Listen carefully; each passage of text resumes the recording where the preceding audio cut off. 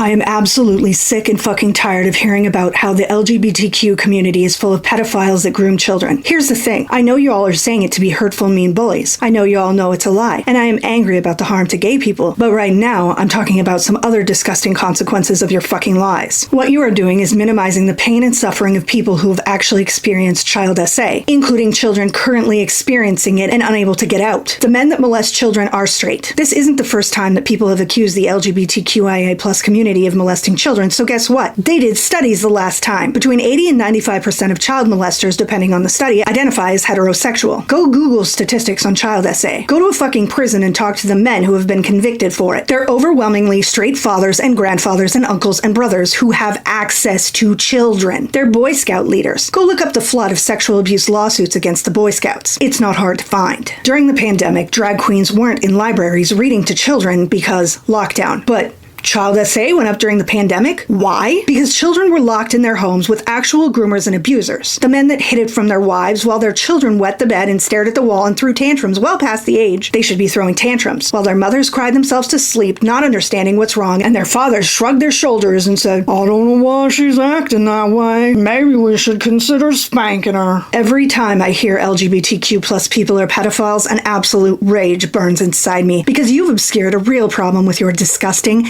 hateful rhetoric. Calling someone a pedophile is one of the worst things you can do, and you absolutely know it. In doing so, you are letting real child molesters get away with hurting children because to you, it's an abstraction, a game, something that doesn't exist in your nice little neighborhood. Newsflash.